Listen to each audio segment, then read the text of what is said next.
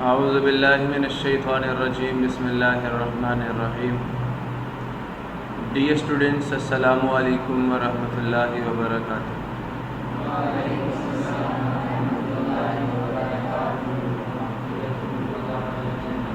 प्यारे बच्चों, आज हम लोग mathematics 9th class chapter number 1 का लेक्चर नंबर 33 स्टार्ट करने जा रहे हैं। लेकिन इससे पहले हम दुआ से आगाज़ करेंगे। रब्बि इश्रह ली सदरी व यस्सिर ली अमरी वहलुल उक़दतम मिन लिसानी यफ़क़हू क़ौली रब्बि ज़िदनी इल्मा रब्बि ज़िदनी इल्मा रब्बि ज़िदनी इल्मा। अल्लाहुम्मा इन्नी अस्अलुका इल्मन नाफ़िअ व रिज़्क़न तय्यबा व अमलन मुतक़ब्बला। अल्लाहुम्मा अल्लिमनी अल किताब वल हिसाब। अल्लाहुम्मा ज़क्किरनी मिन्हु मा नसीतु व अल्लिमनी मिन्हु मा जहिलतु। अल्लाहुम्मा ख़ुज़ बियदी। प्यारे बच्चों, आज के इस लेक्चर में हमारी जो गुफ्तगू होगी वो साइमल्टेनियस लीनियर इक्वेशंस को सॉल्व करने के लिए होगी। अब पहला सवाल ये पैदा होता है, साइमल्टेनियस लीनियर इक्वेशंस क्या होती हैं। पहला सवाल ये पैदा होता है कि साइमल्टेनियस लीनियर इक्वेशंस क्या होती हैं। सुन रहे हो? सो आइए वन बाय वन इन तमाम वर्ड्स का जो आंसर है उसे तलाश करते हैं। पहली चीज़ क्या है? साइमल्टेनियस, ठीक है, और फिर लीनियर इक्वेशंस।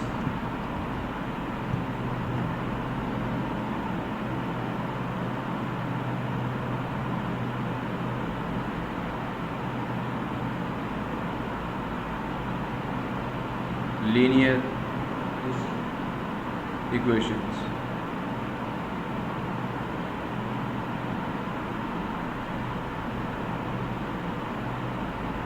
अब बच्चे, पहली चीज़ तो ये है कि इक्वेशन क्या होती है, ठीक है। इसको गौर से सुन लें। मैथमेटिक्स का एक ऐसा अलजेब्राइक सेंटेंस जिसके अंदर इक्वालिटी सिंबल यूज़ हो, या एक ऐसी मैथमेटिकल स्टेटमेंट, सुन रहे हो, जो कोई सी दो क्वांटिटीज़ के दरमियान में, कोई सी दो क्वांटिटीज़ के दरमियान में इक्वालिटी के रिलेशन को शो करे, उसे मैथमेटिकल इक्वेशन कहते हैं। ये एक रिलेशन है,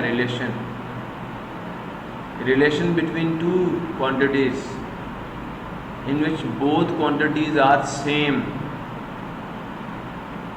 Both quantities are same in every aspect. हर लिहाज से दो क्वांटिटीज सेम होगी। That relation is called equality. समझ आ गया? कोई सी दो मैथमेटिकल, या ये कह दीजिए कि कोई सी दो फिजिकल क्वांटिटीज़ के दरमियान में एक ऐसा रिलेशन जिसमें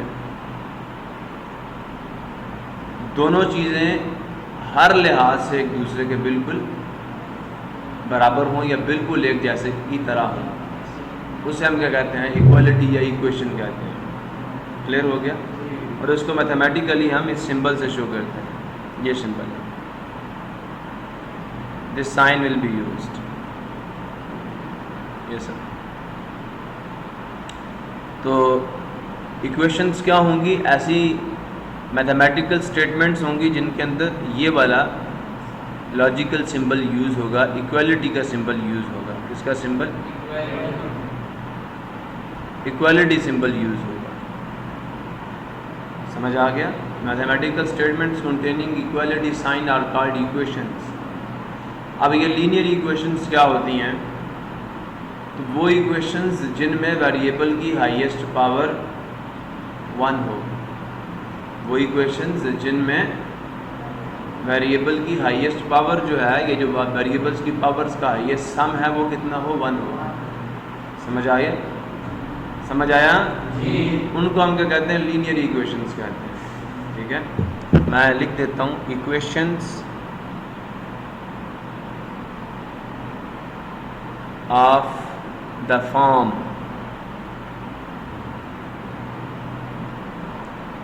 ax plus b equals to 0, where ये जो a है और जो b है ये दोनों क्या हैं, रियल नंबर्स हैं, एंड ये जो a है ये 0 नहीं हो सकता, ये नॉन ज़ीरो होगा। अगर a भी 0 हो गया, ये x वेरिएबल है इसके अंदर, ये a भी कोई नंबर होगा, b भी कोई नंबर होगा, और ये कितने वेरिएबल में इक्वेशन हो गई, एक वेरिएबल में।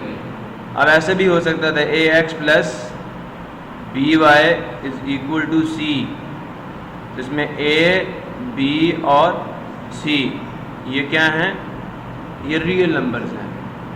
कुछ बात समझ आ रही है नहीं आप, ठीक है। और इसमें a और b दोनों क्या होंगे, ज़ीरो नहीं होंगे। फिर ये दो वेरिएबल्स में लीनियर इक्वेशन है, एक वेरिएबल x है और दूसरा वेरिएबल क्या है, y है। समझ आ गया या नहीं आया? अब ये एक इक्वेशन है, ठीक है, समझ आया नहीं यार? दूसरी इक्वेशन भी अगर इसके साथ लिख दूं, dx plus dx plus EY is equal to f, तो ये पहली इक्वेशन और ये, तो दो इक्वेशंस के कलेक्शन को, या ये कह दिया जाए टू और मोर देन टू, जो आपकी इक्वेशंस का एक सेट होगा, उससे हम क्या कहते हैं, सिस्टम ऑफ इक्वेशंस कहते हैं, ठीक है। समझ आया नहीं यार? ए सेट ऑफ टू और more than two linear equations is said to be a system. तो हमने यहाँ पे क्या करना है, हमने सिस्टम को सॉल्व करना है। हमने क्या करना है, हमने सिस्टम को सॉल्व करना है। ये system of two linear equations in two variables in general form is given as system of two linear equations, दोनों लीनियर है, x की पावर भी 1 है, y की पावर भी क्या 1 है, ठीक है। a b और m क्या है, ये कांस्टेंट्स हैं, सुन रहे हो, और दो वेरिएबल्स हैं इनके अंदर, इनकी जनरल फॉर्म ये है, c भी कांस्टेंट है, d भी कांस्टेंट है, n भी कांस्टेंट है। तो ये एक सिस्टम हो गया किसका, लीनियर इक्वेशंस का, where a b c d m and n are real numbers. Problem किसी को, this system is also called simultaneous linear equations. इस सिस्टम को साइमल्टेनियस लीनियर इक्वेशंस भी कहते हैं। अब साइमल्टेनियस का क्या मतलब है, कि दोनों इक्वेशंस सेम वेरिएबल में हैं, हमज़ात, क्या कहते हैं, हमज़ात, ठीक है। देखिए पहली इक्वेशन में भी वेरिएबल x है तो दूसरी में भी x है, पहली में वेरिएबल y है तो दूसरी में भी y है। तो साइमल्टेनियस कहते हैं हमज़ात यकदर्जी मसला, ठीक हो गया। आगे चलें, we discuss here following methods of solution. हम यहाँ पर डिस्कस करेंगे, हमारी गुफ्तगू होगी, हमारी बातचीत होगी, हमारी बहस होगी किसके ऊपर, फॉलोइंग मेथड्स ऑफ सॉल्यूशन। अब हेडिंग में आप देखें तो लिखा हुआ सॉल्यूशन निकालना है जी, किसका, साइमल्टेनियस लीनियर इक्वेशन। तो सवाल ये पैदा होता है, ये सॉल्यूशन क्या चीज़ है, बात समझ आ रही नहीं आ रही? तो बेटा हमने क्या करना है, हमने वेरिएबल x और y की वो वैल्यूज़ फाइंड आउट करनी है, जिन्हें अगर हम इक्वेशन के अंदर सब्सटीट्यूट कर दें तो इक्वेशन की दोनों साइडें क्या आ जाएंगी, बराबर आ जाएंगी। समझ आया? सिस्टम में मौजूद किसी इक्वेशन को पकड़ लो, उसके अंदर x और y की वो वैल्यूज़ डाल दो, तो दोनों साइडें क्या आनी चाहिए, बराबर आनी चाहिए, पूरी इक्वेशन सेटिस्फाई होनी चाहिए। मैं इसकी मिसाल आपको यूँ देता हूँ, जैसे मेरे पास एक इक्वेशन है 2x plus 1 is equal to 3, ठीक है, बात समझ आई नहीं आई? अब मैं अगर x की जगह पे पुट कर दूँ, पुट x इक्वल्स टू 1, तो 2 multiply 1 plus 1 is equal to 3, 2 1 the 2 plus 1, दोनों साइडें बराबर आ रही है नहीं आ रही? तो ये जो x इज इक्वल टू 1 है, this is the solution of this equation number 1। आप बात समझ आइए, क्लियर हुआ नहीं हुआ? सिमिलरली हमने सिस्टम के लिए, किसके लिए, x और y दोनों की वैल्यूज़ फाइंड आउट करनी है, जिनको अगर हम अपने सिस्टम के अंदर x और y की जगह पे सब्स्टिट्यूट कर दें तो दोनों साइडें क्या आनी चाहिए, किसी भी इक्वेशन की वो बराबर आनी चाहिए, दोनों इक्वेशन सेटिस्फाई होनी चाहिए, दोनों इक्वेशंस ट्रू सेंटेंसेस में कन्वर्ट होनी चाहिए। वो वैल्यूज़ जो x और y की होंगी वो हमारे सिस्टम का सोल्यूशन होगा।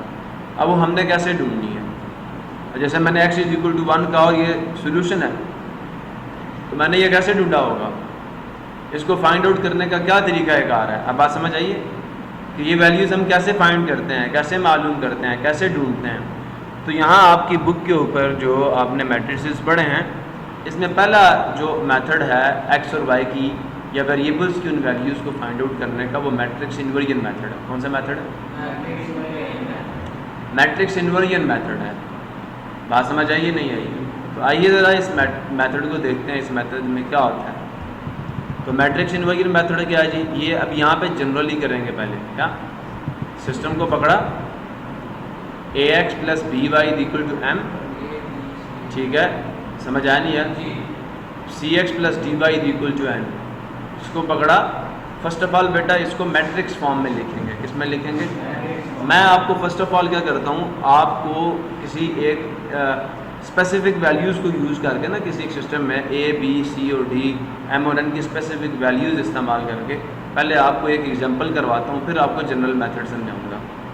ठीक है, बात समझ आइए नहीं आई? तो आइए ज़रा अपने काम का आगाज़ करते हैं।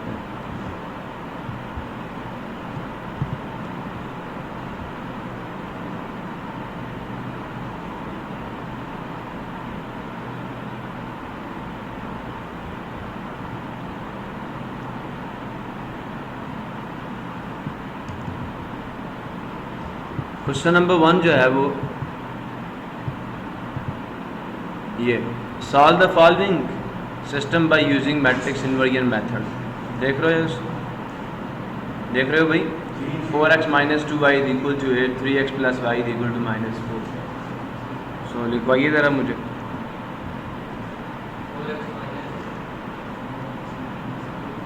Four x 2y is equal to 8, 3x plus y is equal to -4। यही क्वेश्चन नंबर क्या हो गई है?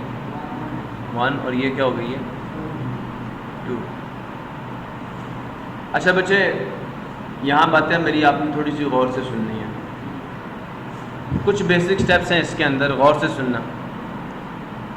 आप लोगों को अगर एक्सरसाइज नंबर 1.1 याद हो तो क्या थी, तरह गौर से सुनना। हमारे पास यहाँ पे दिया हुआ था जी,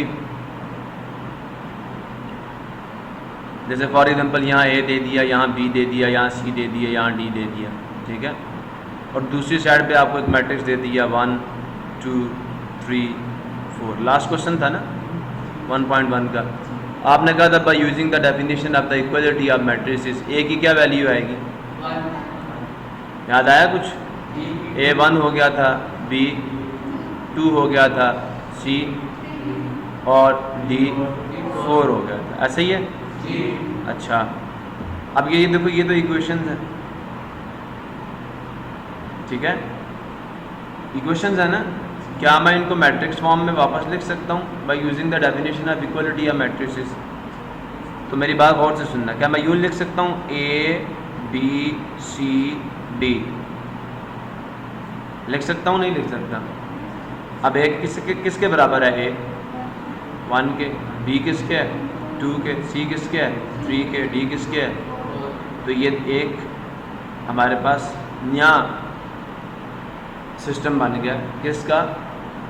इक्वल मैट्रिसेस का। ए 1 के बराबर है, बी 2 के बराबर है, सी 3 के बराबर है, डी 4 के बराबर है। वापस यही आएगा नहीं है? बना सकते हैं नहीं बना सकते? तो क्या हम इन दो इक्वेशंस को यूज़ करके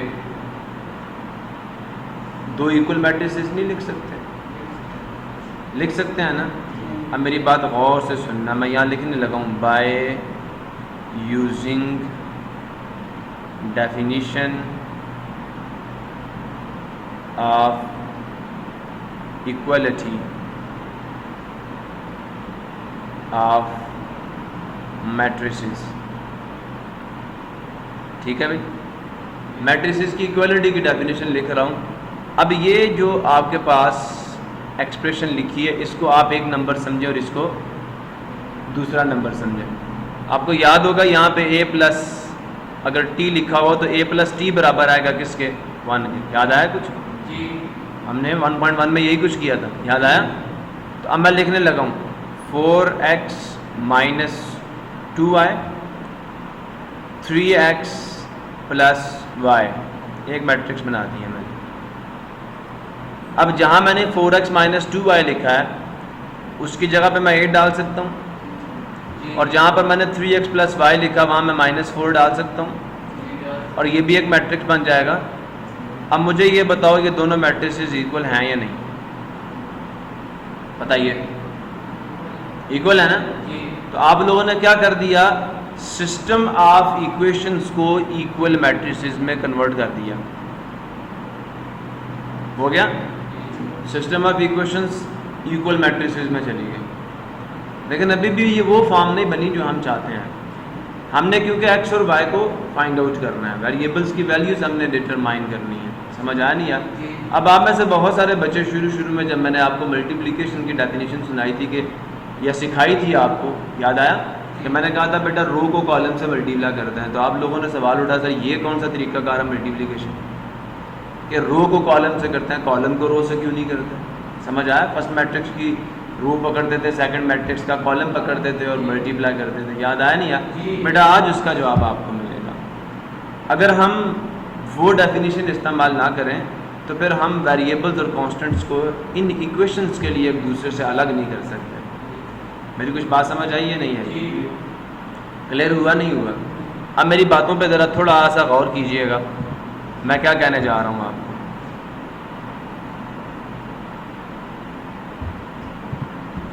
क्या बना जी? सिस्टम क्या बना? 4x minus 2y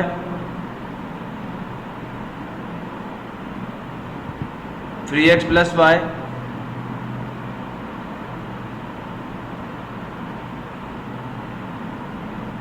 is equal to 8 minus 4। Clear हो गया? अब ज़रा मुझे आपने बताना है, ज़रा गौर से देखिएगा, मेरी बात को सुनिएगा।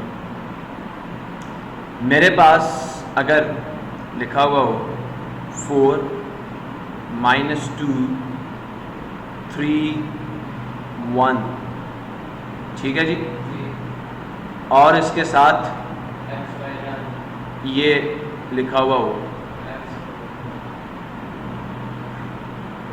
अब मैं कह दूँ इनको मल्टीप्लाई करना आपने, ठीक है? एक कॉलम मैट्रिक्स लिखा हुआ और ये मेरे पास स्क्वायर मैट्रिक्स लिखा हुआ है, और मैं आपसे कह दूँ इनको मल्टीप्लाई करके मुझे दिखाओ, तो क्या आएगा? 4 को x से मल्टीप्लाई करेंगे, रो बाय कॉलम होता है ना, सो 4 multiplied with x plus -2 multiplied with y, similarly 3 multiplied with x plus 1 multiplied with y। मसला किसी को क्लियर हुआ नहीं हुआ? अब ज़रा बेटा आप इनको कर लीजिए मल्टीप्लाई, तो 4x ये देखें माइनस प्लस माइनस 2y, ऐसा ही है, 3x प्लस y, 1 से बेटा वही आंसर आएगा ना। अब ज़रा आप इसको खोल लीजिए ब्रैकेट्स को, तो क्या बन गया? 4x minus 2y 3x plus y। समझ आया? अब आप यहाँ से चल के यहाँ तक तो आ सकते हैं या नहीं आ सकते? तो बेटा वापस जाते हुए क्या प्रॉब्लम है?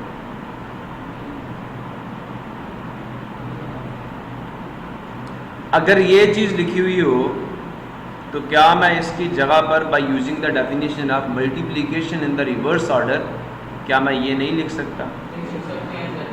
बताइए ना, यहाँ से चले और यहाँ पहुँचे, समझ आया नहीं यार? अब मैं यहाँ लिखता हूँ by using the definition of, किसकी डेफिनेशन? ऑफ मल्टीप्लिकेशन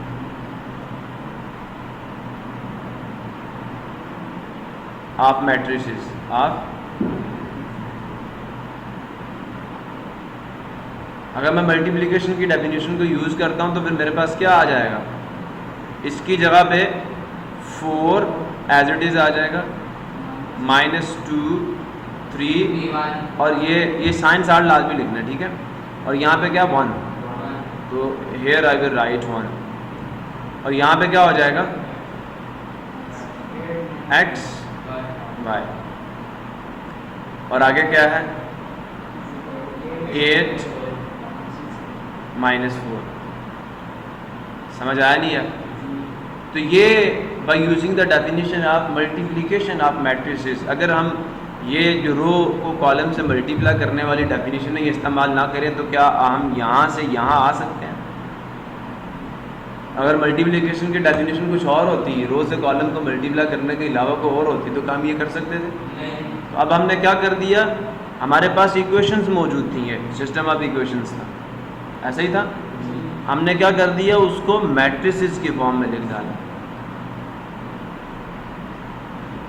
समझ आया नहीं आया? बीच में कितने स्टेप्स हैं? पहला स्टेप है इक्वल मैट्रिसेस की डेफिनेशन यूज़ करना, उससे हमने 2 इक्वल मैट्रिसेस लिखे। फिर हमने क्या किया, मल्टीप्लिकेशन ऑफ मैट्रिसेस की डेफिनेशन को इस्तेमाल किया, वेरिएबल्स का मैट्रिक्स अलग बना दिया। ठीक है, ये कोफिशिएंट्स का मैट्रिक्स है। किसका मैट्रिक्स है?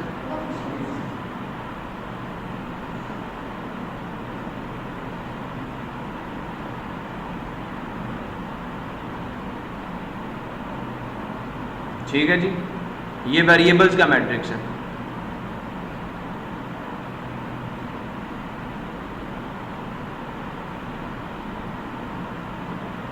ये कांस्टेंट्स का मैट्रिक्स है जो लास्ट पे है। ठीक है, दूसरी साइड में।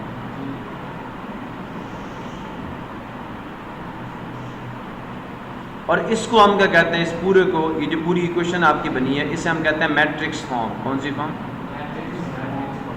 Matrix form. किसी बच्चे को समझ ना आई हो? अब मैंने आपको बताया स्टेप बाय स्टेप हम यहाँ से यहाँ कैसे आते हैं। जो पहली 2 इक्वेशंस लिखी हुई हैं, यहाँ से स्टेप बाय स्टेप हमने अगर आना हो मैट्रिक्स फॉर्म तक, तो वो कैसे आते हैं, उसमें कौन कौन से रूल्स यूज़ होते हैं, प्रॉब्लम किसी को। तो ये बात समझ आ गई कि मैट्रिक्स मल्टीप्लिकेशन की डेफिनेशन ऐसी क्यों है, इसलिए ताकि हमारा जो सिस्टम ऑफ इक्वेशंस है वो मैट्रिक्स फॉर्म में लिखा जा सके। समझ आया नहीं है? अब वेरिएबल्स अलग हो गए, कोफिशिएंट्स अलग हो गए, कांस्टेंट्स अलग हो गए। ठीक है, पहले को हम मैट्रिक्स ऑफ कोफिशिएंट्स कहेंगे, दूसरे को मैट्रिक्स ऑफ वेरिएबल्स कहेंगे और तीसरे को मैट्रिक्स ऑफ कांस्टेंट्स कहेंगे। समझ आया नहीं आया? अब हुजूरे वाला बातों को ज़रा गौर से सुनिएगा, गौर से सुनिएगा, काम आएंगी आपके। दोबारा से मैं आपको सिस्टम ऑफ इक्वेशंस को अब डायरेक्ट कैसे लिखना मैट्रिक्स फॉर्म में, बात समझ आई? ये तो मैंने सारे स्टेप्स आपको समझा दिए। आइंदा अगर आप दरम्यान वाले स्टेप्स नहीं भी लिखते तो कोई इशू नहीं है। समझ आया नहीं? आपने सिस्टम फॉर्म लिख कर, या जो आपके पास system of linear equations given हो, उसको आपने जब कन्वर्ट करना है मैट्रिक्स फॉर्म में, तो आप डायरेक्ट भी लिख सकते हैं, इसमें कोई प्रॉब्लम नहीं है। मिसाल के तौर पर लिखवाइए ज़रा, पहली इक्वेशन क्या थी आपकी? 4x - 2y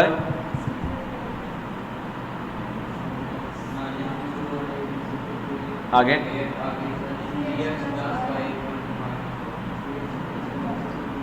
-4। ये इक्वेशन नंबर 1 हो गई और ये इक्वेशन नंबर 2 हो गई। सही है?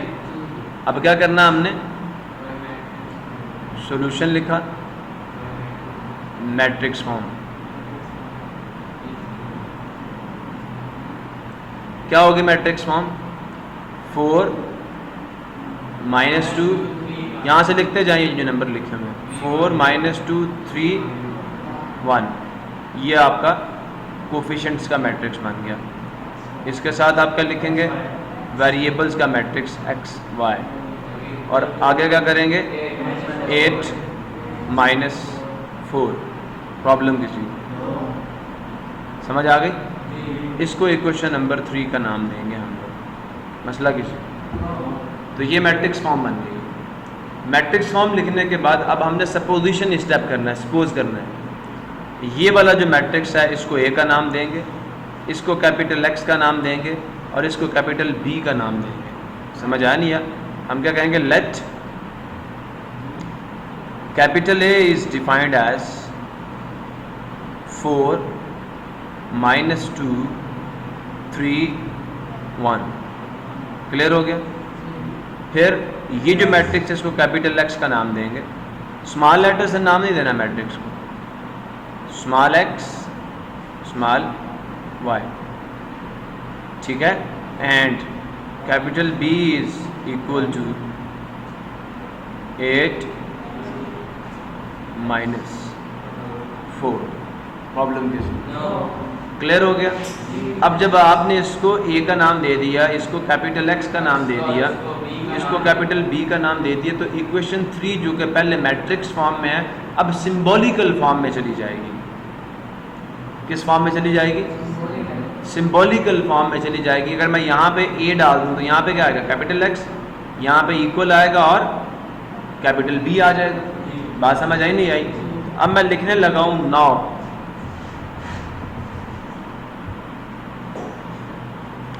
Equation number 3 can be written as,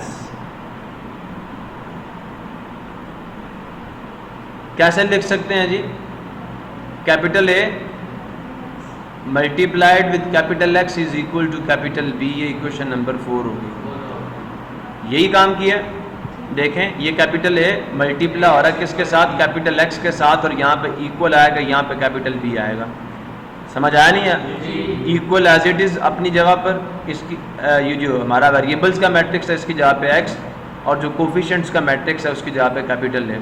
तो A multiply capital X is equal to capital B, ये हमने लिख दिया। और इक्वेशन नंबर 4 ये सिंबॉलिकल फॉर्म है, ठीक है। हमें क्या चाहिए? हमें तो ये वेरिएबल एक्स चाहिए। हमें क्या चाहिए? हमें तो एक्स के अंदर जो वेरिएबल्स मौजूद हैं, स्मॉल एक्स स्मॉल वाई, हमें तो उनकी वैल्यूज़ चाहिए। तो हम क्या करेंगे? इस ए को उधर ले जाएंगे। किधर ले जाएंगे? दूसरी साइड में। अब ए कैपिटल ए यहाँ पे क्या हो रहा है? मल्टीप्लाई। तो वहाँ जाके क्या होगा? अब आपने डिवाइड तो कह दिया, तो मुझे एक आप बात बताएं, क्या मैट्रिसेस में आपने डिवीजन पढ़ी है? मैट्रिसेस में आपने डिवीजन पढ़ी है? नहीं पढ़ी। तो फिर कैसे डिवाइड कर दूँ एक कैपिटल ए को वहाँ जाकर? बहुत सारे बच्चे ये गलती करते हैं, कहते हैं कैपिटल ए वहाँ जाके डिवाइड करेगा, फिर ऊपर चला जाएगा, उसकी पावर का साइन -1 हो जाएगा। ऐसा कुछ भी नहीं है। सुन रहे हैं? ये गलती करते हैं बहुत सारे बच्चे। Capital A multiply x is equal to B. क्या करेंगे जी? कैपिटल एक्स को यहाँ पर रहने देंगे, बी डिवाइडेड बाय ए करेंगे, फिर ए को ऊपर ले जाएंगे और कहेंगे ये ए इनवर्स बन गया। तो भाई ये ए इनवर्स इधर क्यों नहीं डाला, इधर क्यों डाला? पहली बात तो मज़े की बात आपको बताऊँ, यहाँ पता क्या गलती की है? देखो, क्या मैं इसको लिख सकता हूँ 1 divided by A multiplied with B? लिख सकता हूँ। अब 1 डिवाइडेड बाय ए को क्या लिख दिया गया? A inverse. हालांकि आपको पता है ए इनवर्स बराबर होता है 1 divided by determinant of A multiplied with adjoint of A. ये है इसका फार्मूला। अब यहाँ पे ये क्या कहा जा रहा है कि 1 divided by A is equal to A inverse. कैसा हो सकता है? ये तो पॉसिबल ही नहीं, ये तो गलत है। तो यहाँ से ये जो स्टेप इंट्रोड्यूस करवाया जाता है या इंड्यूस किया जाता है, ये गलत है, ठीक है। डिवीजन नहीं हो सकती बेटा। अब फिर हम कैसे करेंगे? सवाल ये पैदा होता है। तो हमें ये ए यहाँ से क्या करना है? इधर लाना है। तो मैट्रिसेस में आपको मैंने पहले बताया था कि मल्टीप्लिकेशन कम्यूटेटिव नहीं होती। A multiply B, B multiply ए के बराबर नहीं होता। अब मैट्रिसेस में अगर मैं किसी मैट्रिक्स को किसी इक्वेशन की दोनों साइडों से मल्टीप्लाई कर दूं तो इक्वेशन पे कोई फ़र्क, लेकिन ऑर्डर जो है मुझे उसका ख्याल करना पड़ेगा। जैसे मैं अगर यहाँ लेफ़्ट साइड से मल्टीप्लाई करूँ तो मुझे यहाँ पे भी करना पड़ेगा, लेफ़्ट साइड से मल्टीप्लाई करना पड़ेगा। सुन रहे हो? अगर मैं इस साइड को लेफ़्ट साइड से मल्टीप्लाई करता हूँ किसी मैट्रिक्स के साथ, तो उसी मैट्रिक्स के साथ मुझे इस साइड को भी लेफ़्ट साइड से मल्टीप्लाई करना पड़ेगा। समझ आया? तो मैं यहाँ पे क्या लिखता हूँ? Multiplying both sides with A inverse from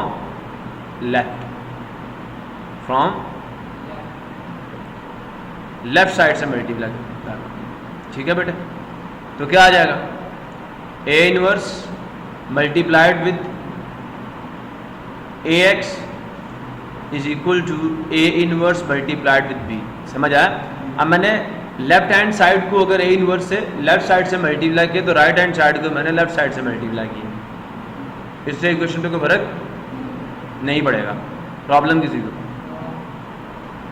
अब मुझे एक बात तो बताओ, आपको याद होगा मैंने आपको बताया था कि अगर एक मैट्रिक्स के इन्वर्स को मैट्रिक्स से मल्टीप्लाई कर दिया जाए तो आंसर क्या आता है?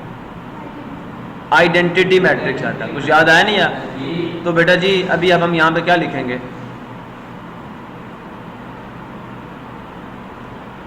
Because A multiply A inverse जो है वो तो आई के बराबर है, तो यहाँ पे क्या आ जाएगा इन दोनों की जगह पे? I, identity matrix. क्लियर हुआ? Multiply x is equal to A inverse multiply B. Problem किसी को? अच्छा, अब मुझे एक बात तो बताओ, आइडेंटिटी मैट्रिक्स को किसी मैट्रिक्स से मल्टीप्लाई कर दो, आंसर क्या आता है?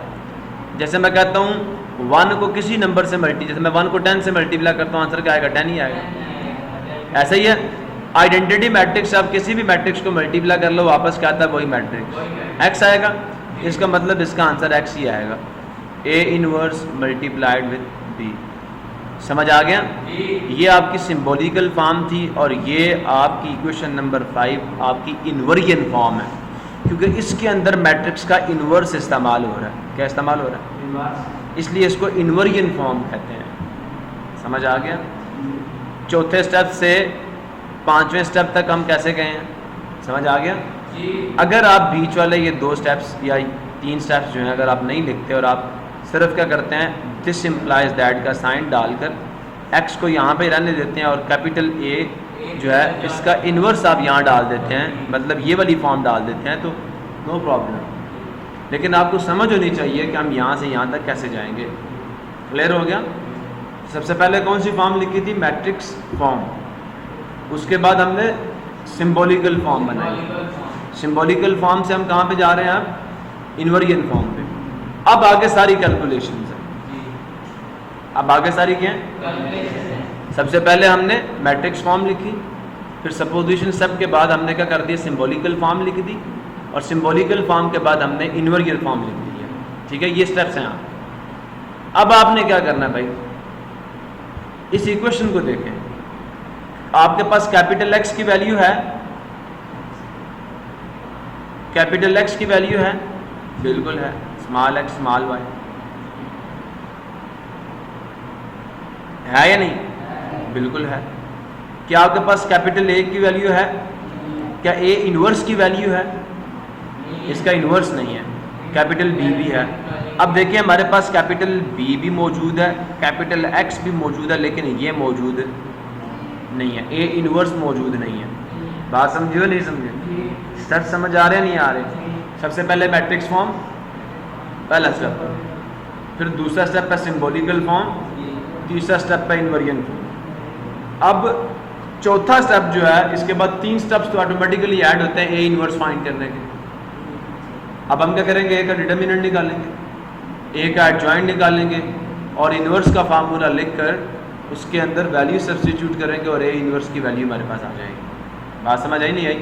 तो ये 3 स्टेप्स के बाद 3 और कितने हो गए? 6 स्टेप्स हो गए पूरे। बात समझ आ रही नहीं आ रही?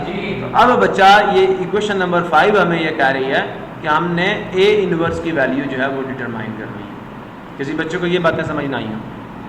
क्लियर हो गई हैं? अब हम क्या करेंगे? Now we will find A inverse. Now we will find A inverse.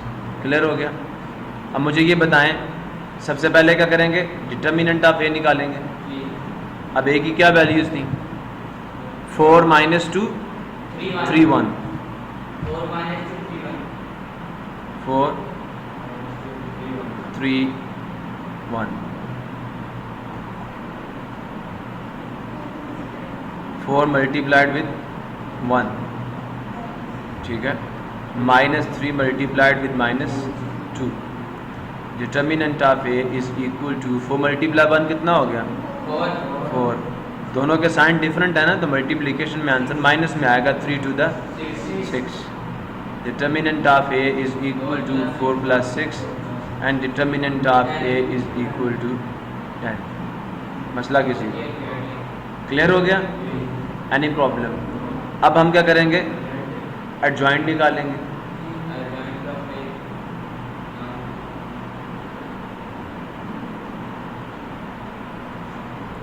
Adjoint of ए, तो ये बराबर आएगा ए डी जे ऑफ ए क्या 4 - 2 3 1। Problem adjoint of matrix A is equal to क्या आ जाएगा जी, मेन डायगोनल या प्राइमरी डायगोनल की पोजीशंस चेंज करते हैं, 1 आ जाएगा, 4 आ जाएगा, इनके साइन चेंज करेंगे -3।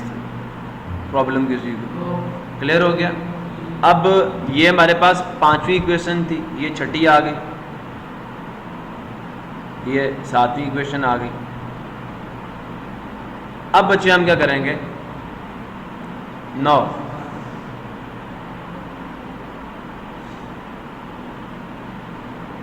we will find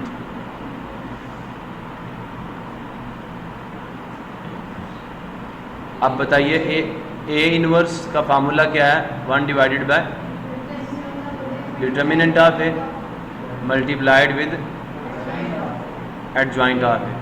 क्लियर हो गया, समझ आया। पुटिंग वैल्यूज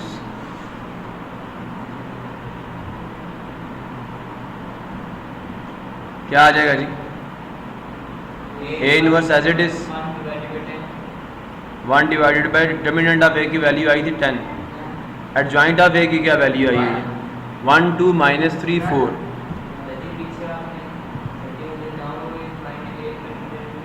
बेटा ये पूरे टॉपिक की हेडिंग थी, ये ठीक है, पूरे टॉपिक की हेडिंग। आप बेशक ये कहते हैं no we will find determinant of A, inverse ना लिखें।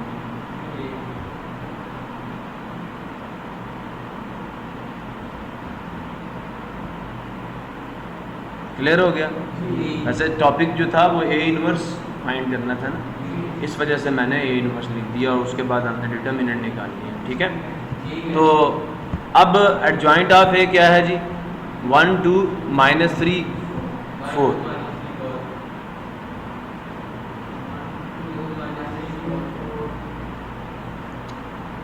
प्रॉब्लम किसी को, ये इक्वेशन नंबर 8 हो गई। अब देखें ए इनवर्स हमारे पास आ गया, बी भी हमारे पास है, कैपिटल एक्स भी हमारे पास है, ठीक है। तो अब हम कहेंगे know putting the values in equation number 5, ठीक है। ये जो इन्वर्जन फॉर्म है हमारे पास, ठीक है, मैट्रिक्स फॉर्म की, इसके अंदर हम क्या करेंगे, कैपिटल एक्स की वैल्यू पुट करेंगे, ए इनवर्स की वैल्यू पुट करेंगे और बी की वैल्यू पुट करेंगे। बात समझ आई नहीं आई? तो नाउ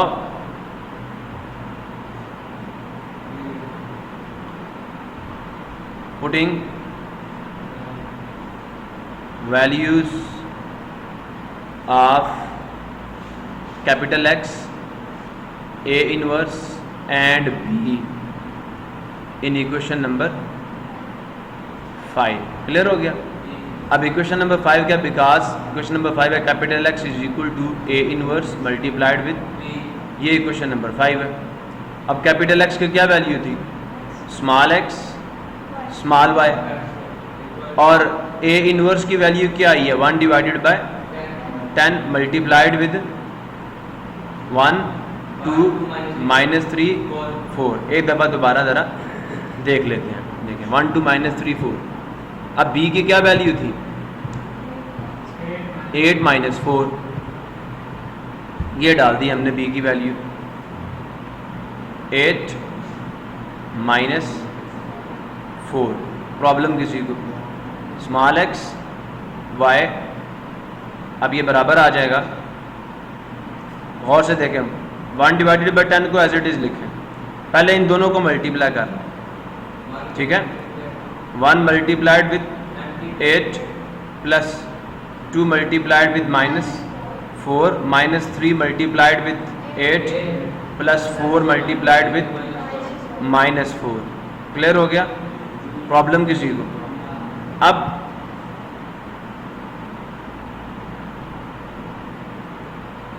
वन डिवाइडेड बाय 10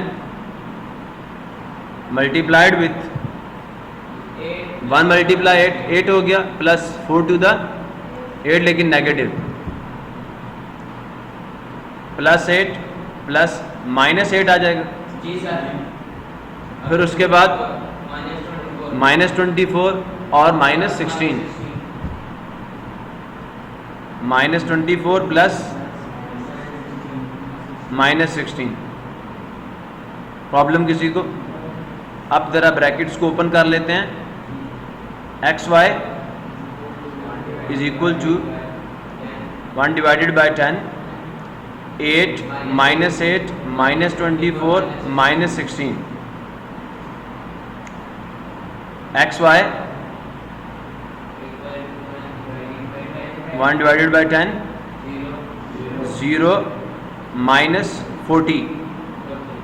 ठीक है, दोनों के साइन माइनस के थे ना, ऐड होंगे लेकिन साइन वही रहेगा। ठीक है, अब ये 1/10 अंदर जाके सबसे मल्टीप्लाई होगा, तो XY is equal to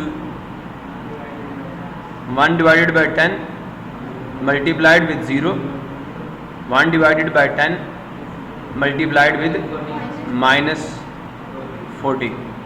problem किसी को? तो XY इज इक्वल टू, अब 1/40 से 0 को मल्टीप्लाई करें, आंसर क्या आएगा? ये 0 हो गया, और ये देखें एक 0 से 0 कट गया, -4 आ गया, तो 0 -4, 0 -4। प्रॉब्लम किसी को? क्लियर हुआ? अब बच्चे देखें ये दो इक्वल मैट्रिसेस हैं, ऐसा ही है। तो by using definition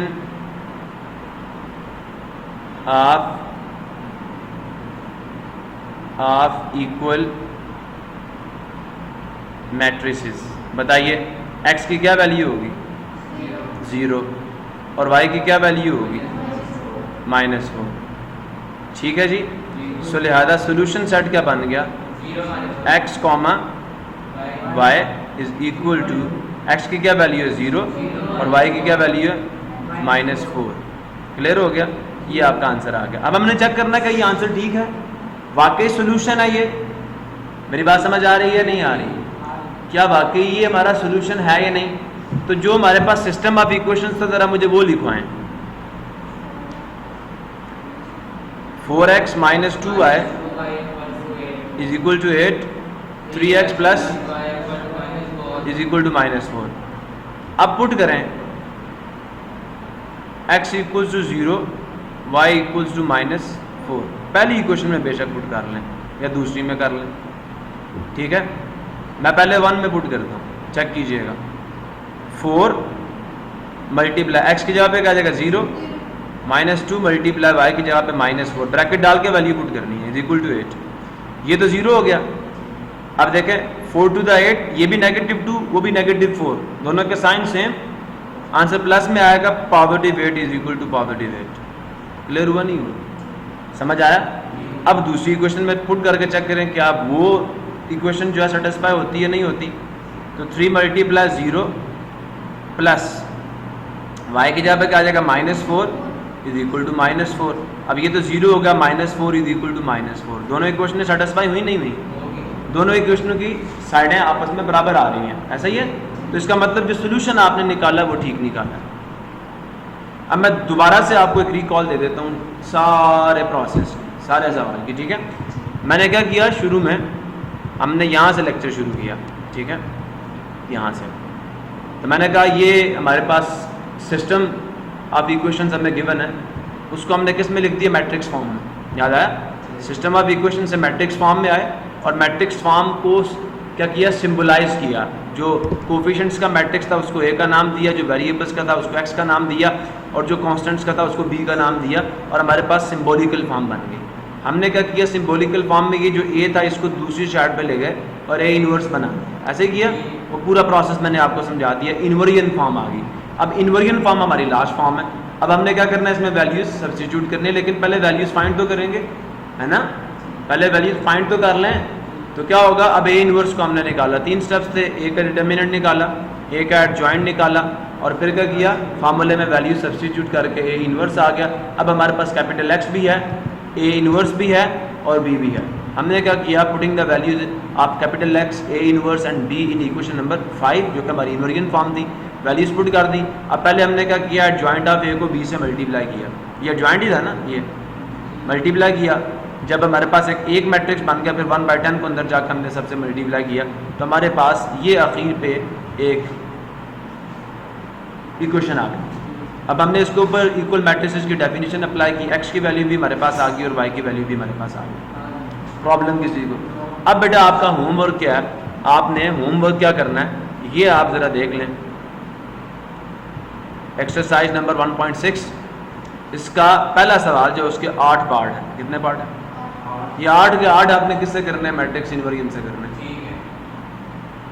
try to do this, कर लोगे या नहीं? So try to do this. इसी के साथ आज का लेक्चर मैं क्लोज करता हूँ, मिलेंगे नेक्स्ट लेक्चर में, तब तक के लिए अल्लाह हाफिज़। पाकिस्तान जिंदाबाद।